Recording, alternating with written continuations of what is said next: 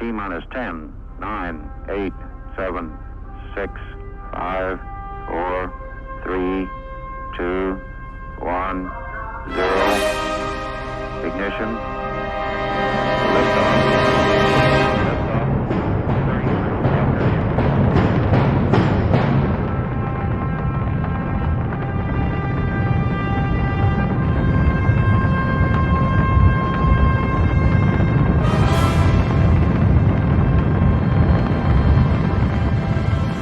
Hello, and thank you for tuning in to Low Gravity, a podcast on micromobility, tech, and the startup hustle. Today, I am joined with Cosmic's Director of Technology, Sergio Munoz. Muñoz. Sorry for my gringo accent. Muñoz.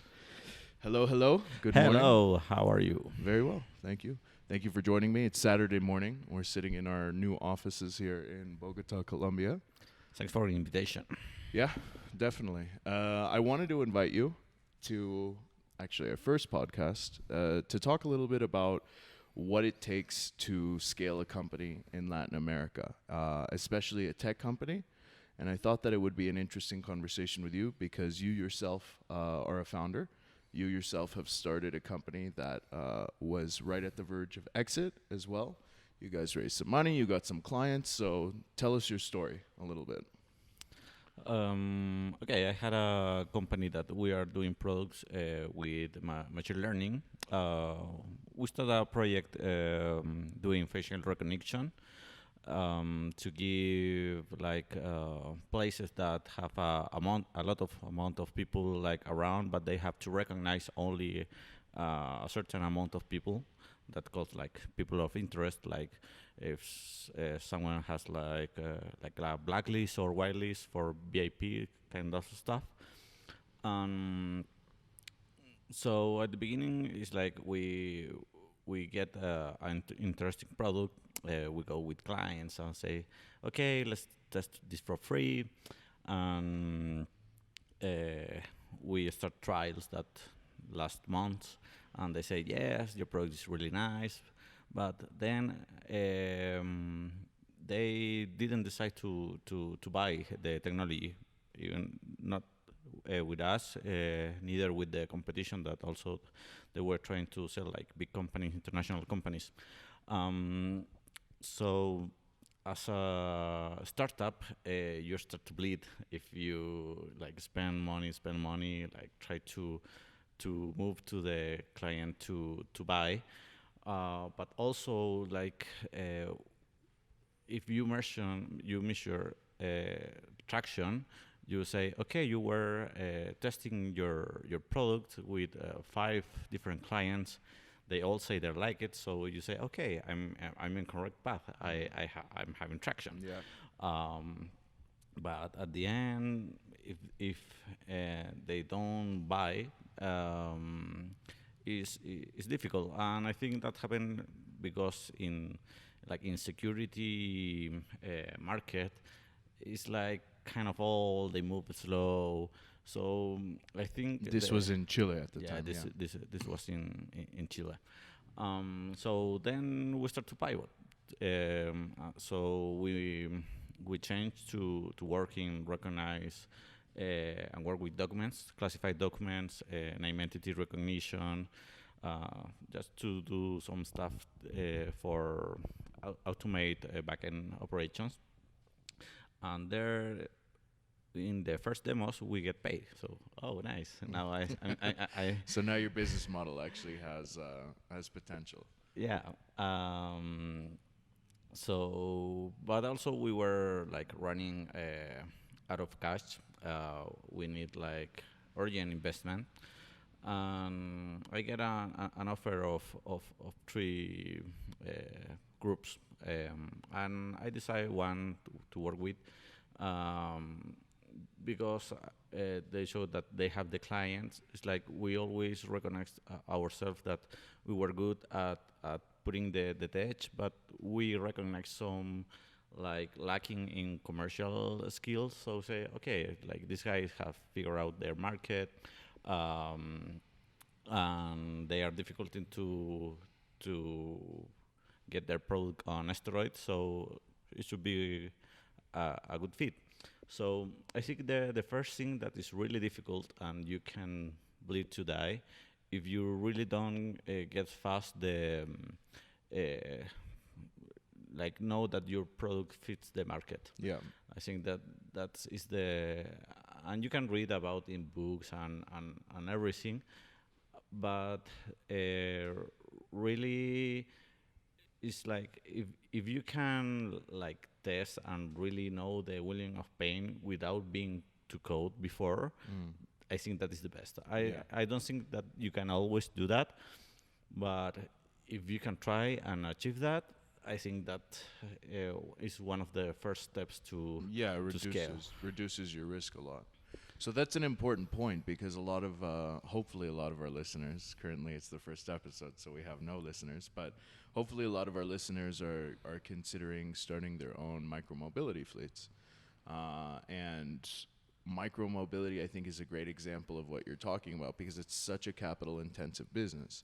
You don't just need the software side. You don't just need to find the proper hardware that could actually live in the circumstances of being on the side of the street, but you also need to go and do the commercial parts and do the public relations parts and make sure the government is giving you proper access to the streets and everything like that. So it's a very important point, and this kind of comes to the crossroads of most early stage entrepreneurs, build or buy. Right? Like from the first day, all of us have this whim that, okay, the exit comes from the proprietary code. And at the end of the day, that's not always true. I mean, there's a lot of companies that prove that. I used to be in the bed-in-a-box space. Basically, we would compress mattresses, these very high-end memory foam mattresses, and you'd ship it in a box cross-country in the United States. And the company that was really pushing and kind of got the biggest was this company called Casper. And they're on the verge of IPO right now, but their story is super interesting because Casper doesn't own a single machine. They don't own any factories. They cut deals that they were able to produce their inventories prior to ever holding any inventory. So everything was on demand. Most of it was drop shipping in the beginning. And they've scaled to a huge level, Silicon Valley level of scaling without ever owning any proprietary asset. Maybe now it's changed, but at least at the time. And starting with very low inventory, which is kind of contrary to what the impulse of being an entrepreneur is. We always want to build stuff. I think that's what's fun about being an entrepreneur. To a certain degree, it's the new word for inventor. You know, like 50, 100 years ago, we used to call it inventor. Yeah. And now it's entrepreneur. It's a little bit of a different word. Well, that's really interesting. So you have a really strong background in ML and artificial intelligence. Let's talk a little bit about that. Where do you think micromobility is moving, and how do you think it's going to be leveraging artificial intelligence and ML? Like, what are your predictions on the future? Okay, I think there are maybe two topics that I think artificial intelligence will really help. One is regarding geographic information, because in micro mobility you want to put the asset near where is the demand, and those are really complex model. You have like companies like Uber that like this kind of stuff is kind of core of the business, because that is why it drives also revenue. If you can optimize the supply near to demand, it's like you reduce cost. So that is like probably one thing that is kind of more mature, that doesn't need like more like the current machine learning algorithms can deal with that. And the other part is more like put intelligence on the device, like meaning step two, if the demand is far from the device, can you tell the device go there without having to a human to move over there? So that I think like today is more a little bit more science fiction, but I think that big breakthrough will be a game changer. And you have a lot of big companies like working on autonomous driving. So that is the future. So not only using and leveraging AI and ML to know where the demand is, but also even potentially autonomously going towards the demand, and being able to redistribute and rebalance your fleet without having too many humans involved in the logistics side of it. Exactly, and also it will be a game changer in last mile delivery. Yeah, definitely. There's a few companies. There's actually a Colombian company we were talking about the other day. They're called Kiwi. Group of really smart guys. Right now they're in Berkeley, I want to say, somewhere in NorCal. And they're working on autonomous last mile delivery for the purpose of like a Rappi or an Uber Eats or Postmates, but using a little autonomous robot. And it's very nice. But I think one thing that is very important is even with the big companies who are working on these types of tech, they really require very specific environments. Like the streets of LA couldn't really handle an autonomous scooter everywhere simply because the roads are kind of messed up. You have Amazon working with drones. Yeah. On the drone side, but I'm saying on the ground, like you're not going to have a drone pick up a scooter and move it to another place. Why not? For obvious reasons, I hope. For obvious reasons, I hope. But if this thing is going straight somewhere and it relies on, a flat surface, it's going to end up toppling over. So you see most of the implementations, which is still fascinating that, finally science fiction has caught up. We see little robots delivering food and stuff. You really primarily see them on university campuses more than anything. One, because the demand is so high. A stoned student wants their burrito at 2 a.m, but also because it's very predictable environments. You can actually guide yourself there. But probably in the future, this device can use like Elon's tunnels in LA. The boring company, yeah, probably. And I'm sure there's some grandiose scheme, but seeing the trend of where everything's going is very interesting. I think it's the most both promising and challenging part of micromobility is the optimization of logistics in general. I mean, we know as Cosmic, and part of the reason why Cosmic took our approach to becoming a platform and a kind of franchise model is because we really wanted to focus on optimizing those areas so that an operator or an owner could easily go to market, not really think about those other details. But that's where all the cost goes. It's between, you basically share the cost between the loss of the value of the vehicle and combined with the cost of humans running logistics. Yeah, but and like seeing like the future of micro-mobility and share mobility is like something that Latin America has like kind of similar. New York, Los Angeles. You have a huge amount of people like in a really narrow space, and traffic is awful. It's like myself.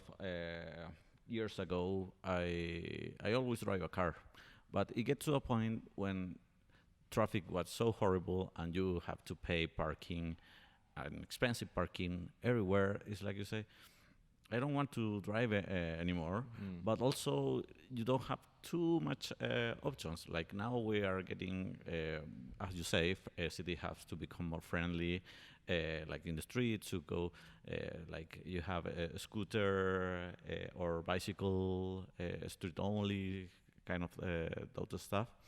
But also like owning, but sometimes you need a car. So if it's more easy that okay, and like in the weekdays I move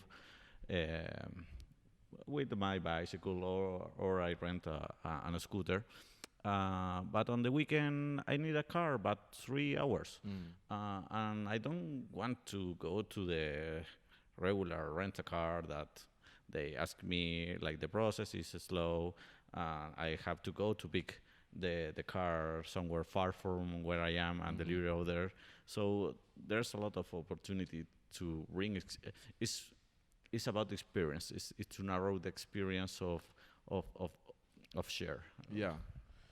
Yeah, it's options are changing the landscape in general right now. I think one thing I was observing, I kind of had this like mini fake epiphany the other day where none of this would have been possible in another time. And it's probably an obvious thought, but consider how many technologies had to mature at the exact same time, or at least on the same trajectory, in order for us to be doing this. Like the other day, I was talking to our data sim provider. Consider how incredible of an achievement it is that one single SIM card can be able to connect to a network worldwide. Consider how incredible of an achievement that we took this huge cellular technology, shrunk it down small enough, and now we can actually attach it to bicycles and scooters and mopeds and cars and a variety of other vehicles and devices in the world. Everything is moving at a very similar path, in a very similar velocity as well. And so everything is coming to a head at the same time for us to be able to take advantage of this. And probably that's also tied to the first thought, why the kind of conversation of build versus buy, because it's an exciting time. I mean, every single day you see someone else created a new technology built on the backs of giants, right? Like you take these crazy complex ideas and concepts and you shrink it down because now there's access to things like APIs and SDKs and microservices of other people. And I mean, there's all these different opportunities. And it probably becomes a little bit easier to forget how difficult it is to actually create something. It's in some ways it's easier, and in some ways it's even harder now to create. Yeah, actually, it's like you say, like SIM cards have, like having worldwide SIM card is a really huge advance. Still, we need a little bit more mature of IoT. More a part of the vendor, because protocols are getting better, but if you Who are do you looking trust? at Do you buy this? IoTs Yeah, from yeah. China, they're still relying on older protocols, so it's a little gap there to narrow, because one is that it's difficult to, when you have to manage device. You want them to be connected. That's and true. it's a It big is true. pain when they get disconnected. When they get And that disconnected. is a kind of a reality today in IoT environments. Yeah. Probably 5G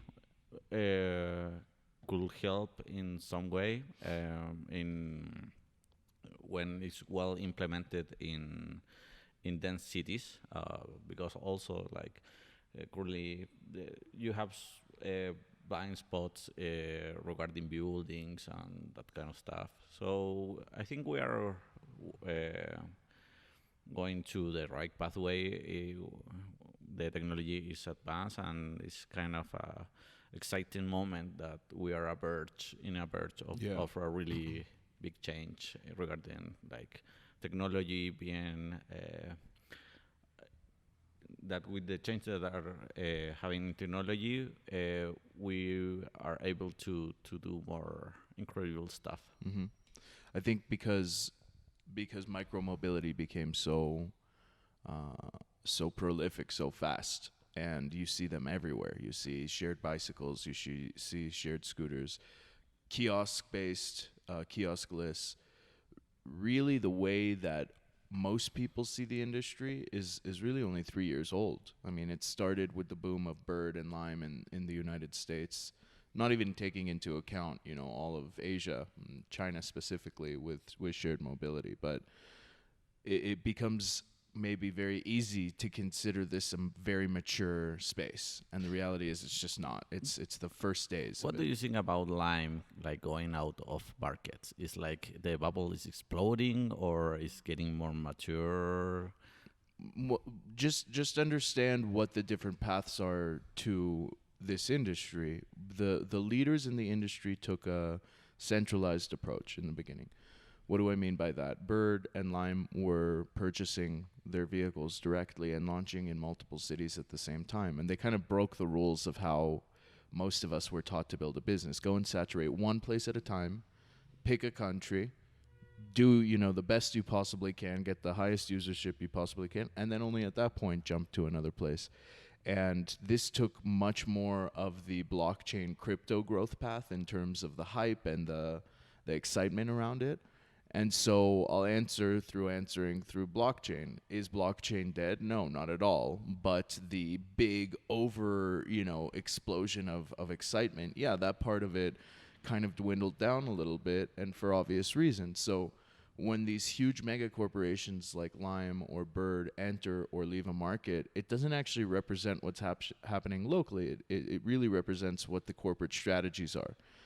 For Bird and Lime, you're talking about companies sitting in California. So when we go and analyze a market in Mexico, for example, which we're just entering now, or if we go and analyze a market in Chile or Africa or some of these other emerging markets, you can use Lime leaving Santiago and Buenos Aires as an indicator as there's something wrong, or the company just grew way too fast and they have to balance their numbers because it seems like they're also on the verge of an IPO, both of these companies. So there's different games being played. It's really hard to pay attention only to the little media signal and say, okay, this is what it is, and because Lime's leaving, it's the end of an industry. No, not at all. This industry is growing really fast. There's a lot of markets that have not been saturated yet.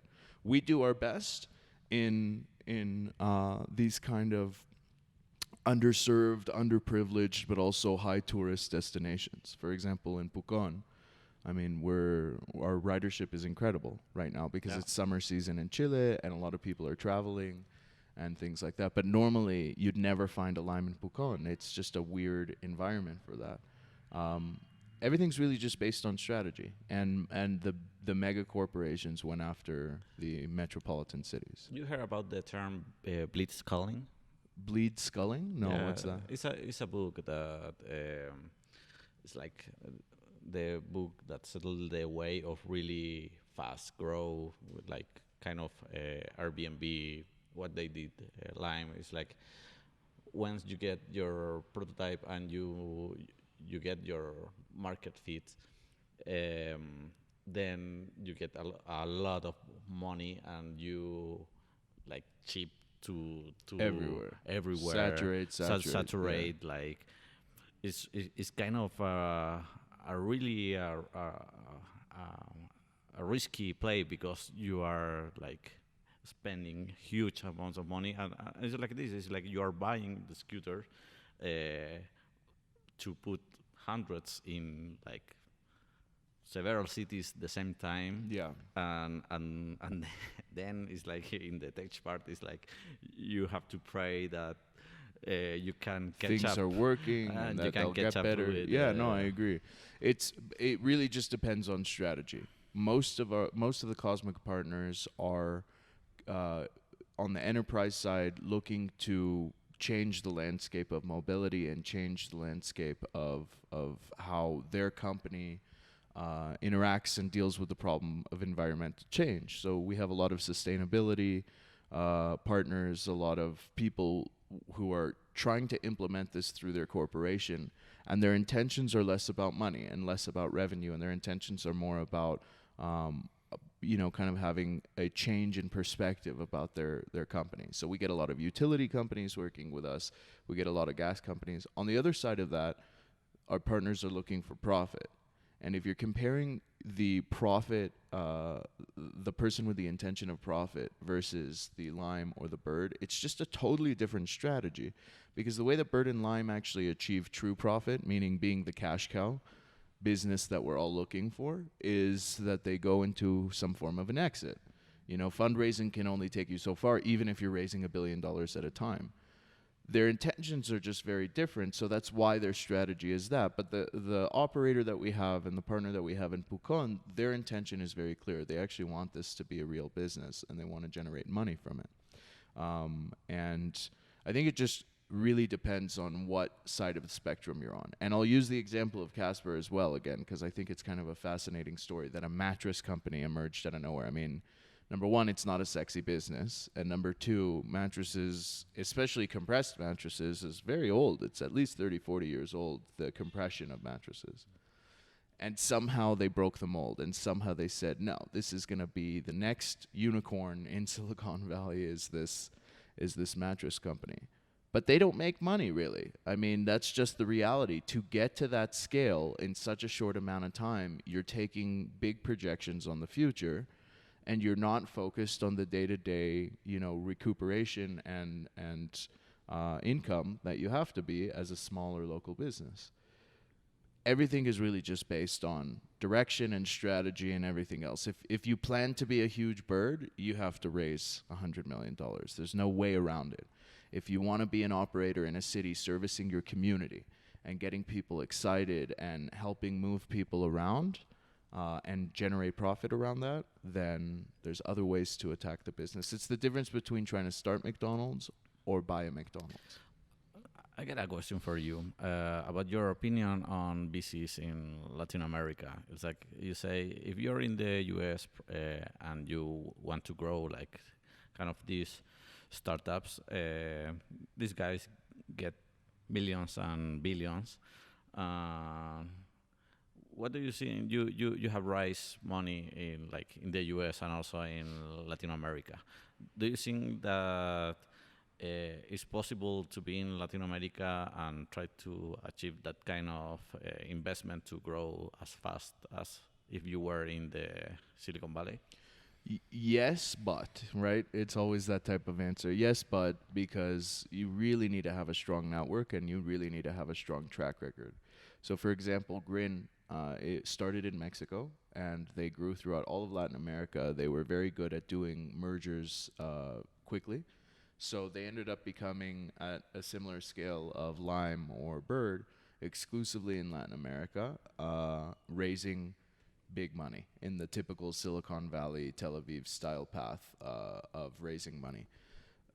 But they're also an anomaly in the sense that they have access to all of those networks. They have a very good track record. The guys who started it come from the VC worlds themselves. And it's just a different story. So I think if you're sitting in Latin America and you don't know the full context of the story, you kind of trick yourself into believing, yeah, that's how it is. One thing that's really different between, in my experience, I mean, I've only really been doing business in Latin America for about 4 years now, but the biggest difference, I think, between Western culture and Latin culture is trust and confidence. In the US, deals tend to move relatively quickly. Contracts, even though they're a blocker, they're never a blocker enough for some form of a deposit or let's get started or something like that. Whereas in Latin America, things are much more bureaucratic. Things are much more structured.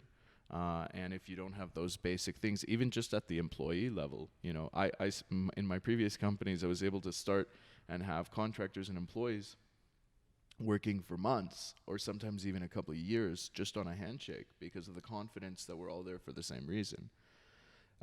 In Latin America, I've experienced people, being very rigid and saying, no, I will not even start until I get my contract signed by both parties. And again, if you're able to tap into the right networks of people where you have track record and you've demonstrated it, it ends up moving very quickly. If you're unable to do that, you get a really slow and very difficult and painful process. I was used to raising money in the States, and raising money in the States, while it's not easy, was easier, at least in the beginning for me, primarily because I didn't have a network here. But once my network started building here, I started realizing a pattern of certain types of characteristics from VCs and investors here. You will never, ever, ever get a no. Ever. Which is crazy. Yeah, you'll get true. A lot of smiles, and then you trick yourself into believing, oh, this is great feedback. They're smiling. Because every investor meeting I've ever been in, you always deal with someone who has a little bit of a poker face, right? Even if they love what you're doing, they want to hold back their excitement just to make sure that they're being, as you call, a sophisticated investor, thinking about it before really committing to it. In Latin America, you do get feedback. People are smiling at you and they go, I love this. This is a genius idea. You're going to be the next Steve Jobs. You're going to be the next. And they just kind of tell a story. But that's also the culture here too. It's very much a storytelling culture. It's very much a friendly culture. I think that's what attracted me to Latin America. So on the business side, that becomes really difficult, because if you're not conscious and sensitive to the differences of the culture, you're in a position of tricking yourself, and you wake up every morning going, today's the day we're going to raise, our seed round, and it just never comes around. It's almost kind of funny.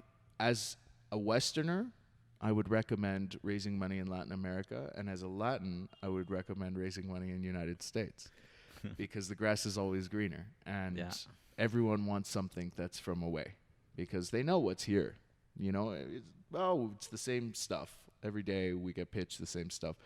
But there's something novelty to an accent. My dad taught me this. My dad's from England, and he lived in Los Angeles since he was like 15 years old.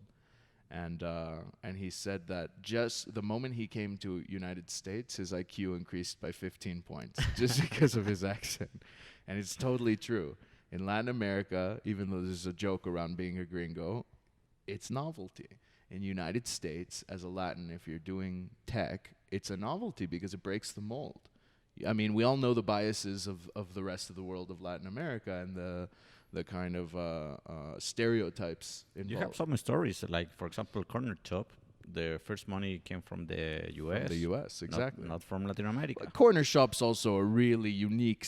Corner Shop is not Latin. It's a group of outsiders, but still, and also they had a track record before of exits. Yeah. So and that's what I think that's what we're all working towards. Is it gets easier to pick up the phone. But look at that example. They already have the track record, and for Corner Shop, they also get the no in Latin America. Yeah. And they had their track record. Yeah, I can't remember who told me this, but startup land is just about patience and perseverance. The faster you try to move in your head doesn't mean you don't have high output, and doesn't mean you're not fast in terms of actual delivery. But the faster you try to move in your head, the slower you end up becoming, especially in Latin America, because you keep skipping steps. And bureaucracy means that the order of operations is very important. You have to do this set of tasks before you can go do those sets of tasks. So, for example, when we raised money, the typical question was, have you formed your company? Have you done this? Have you done that? And to me, that was a kind of weird thing, because I'm like, yeah, that's the first thing that we did, even though I wouldn't recommend all startups to go and form a company overnight. It's, you don't have to spend that money for no reason. But because we were already kind of accelerated, it was kind of second nature. Yeah, obviously I would set up a corporate structure. Obviously I would create the legal infrastructure around all of this. And I guess they were just dealing with a lot of people who have never done that. And everything is about context, especially in front of the people you're in front of. And this is what most salesmen and Silicon Valley and self-help talks about, knowing your audience. It's really important to know your audience. And as a foreigner and as a Westerner coming into Latin America, I think the biggest learning curve I had was it was hard to read my audience. For the same reason I'm saying people are sitting there smiling, to me that's a good indicator. And in reality, that smile translates into them never answering the phone again. It's a different experience altogether. So, and then it got double crazy, because micromobility got so saturated so fast that they started probably getting a lot of pitches, over and over and over again. Hey, there's this company Grin, and there's these gringos from United States coming in, and Uber's here, and now Didi from China's in Latin America, and all of a sudden you have a lot of indicators that globalization is not just happening from Latin America to the United States, but it's worldwide to Latin America. Yeah, that's true. And it changes the landscape, but I don't think the VCs caught on as fast as they should have in LATAM. I don't know. Maybe they just didn't change their philosophies and frameworks, because the same speed of creation is the speed of funding. There's a reason why most people flock to Silicon Valley or to Israel or to environments that they know what the funding thesis and philosophies are of investors. But in Latin America, if you take 6 months to make a decision, you've actually not only lost your opportunity, but you've potentially lost the opportunity of the entrepreneurs themselves. It's a weird concept, because it's really easy to feel desperate and lower value when you're pitching to a VC and you've never done it before. Because in your head, you go, shoot, I really need money. If I'm going to make this company, this vision grow and succeed, I'm going to have to fund it somehow. And at this point, I don't really care who I'm going to take. And it's the biggest mistake you could possibly make when you're raising money. Because as much as the VC is vetting you and deciding if you're good enough for them, you have to be doing the same for the VC. There's options out there. It's never just one person or one organization. But because they're the one writing the check, we kind of all trick ourselves. Remember, it's not them writing the check, it's us selling our company. Exactly. And it's a very, very different logic and philosophy there. I don't know. I'm not really sure about that. Awesome. Well, Sergio, thank you so much for joining me today. We could talk forever about these topics, I'm sure, because they're very fun topics and everything is kind of interconnected. But I really appreciate your time today. No, really thankful for the invite, and really glad to also share my experience with everyone. Yeah, it's really good. If you have any comments, questions, if you want to ask anything of Sergio in the tech side or more the business side and startup side, feel free to message us in the comment section below. And if you're interested in launching your own fleet, go check us out at www.cosmicgo.co.